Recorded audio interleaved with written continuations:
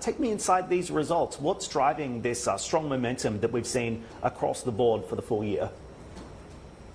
Thank you very much, and very good morning to you, Dan, and your audience. Yes, it was unprecedented, actually, financial results that we have delivered in 2024, with a very strong growth in both the top line and the revenue, as you highlighted, 29%, the EBITDA, it was 31%, and net profit, 22% year on year. We had a very strong market when it comes to the shipping and the tanker rates. And actually, we have leveraged these opportunities to basically best utilize our assets and facilities. But also, we have been very active when it comes to these growth initiatives that we have announced actually in 2024, where we have acquired over 23 vessels, actually, whether it be in the LNG space or the ethane or the ammonia.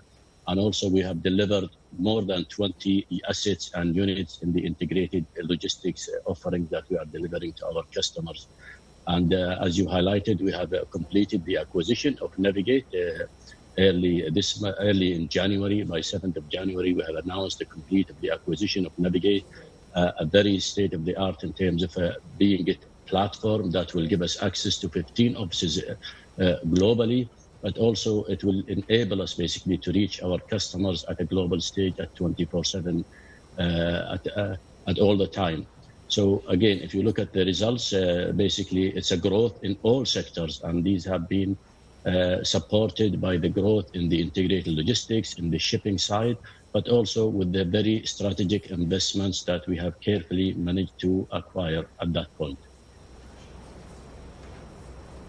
Take me inside the strategic acquisition point as well. You mentioned the purchase of Navig8, obviously a multi-billion-dollar spend here, now expected to be completed by 2027. How does that fit into the Adnoc Logistics and Services long-term strategy? And are there more acquisitions on the horizon now as you seek to bolt-on growth? Very good question, Dan. And if you look at the Adnoc in general and Adnoc Logistics and Services portfolio, the vast acquisitions and the vast growth that we are seeing within Adnoc at a global stage as well, that will need a very strong logistic and supply chain arm. Hence why Adnoc Logistics and Services is trying to be at the forefront of these expansions globally. And the Navig8 platform actually provide all of these boutique, I would say, services that we are having with Navig8, 15 offices globally. They are very strong in terms of pooling, commercial management. They are one of the largest, if not the largest, back-to-back bunker trading, very strong, competent, skilled, 400 employees, spanning from far west in Houston all the way to Tokyo.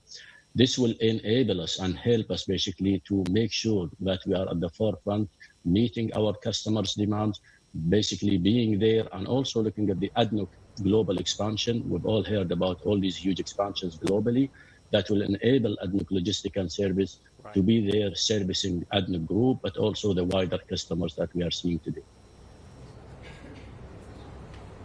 I think you also have the tailwind of a much more stable industry as well, which probably helps to explain why the earnings have outperformed here. But Abdulkareem, when you assess the landscape looking into 2025, what is the biggest risk for the logistics and services sector in the year ahead? We are operating at a very, let's call it, cyclical, volatile sector that is actually impacted by many, let's call it geopolitical decisions, but also environmental decisions. So again, we are always trying actually to be agile, flexible, have the ability to scale up, scale down when needed. Today, if you can see, for example, the shipping sector, there is a huge orders when it comes to the LNG vessels, when it comes to the container. So we always have to manage the supply and demand, but also you have the geopolitical aspects as well. Today, we're talking about the Red Sea. We are talking about some piracy attacks. We are talking about the tariffs. So again, for us, it's extremely important for us that we have the scalability, we have the width, we have the diversifications in our business. But more importantly is we do have the long-term contracts. We always aim that more than 50% of our income is secured at long term. If you look at our latest investments, through the VLEC or the LNG, we have secured over 340 years of long-term contracted earnings on the between 15 years and 20 years. So this is how we are always trying to juggle this uncertainty and this volatility within this sector.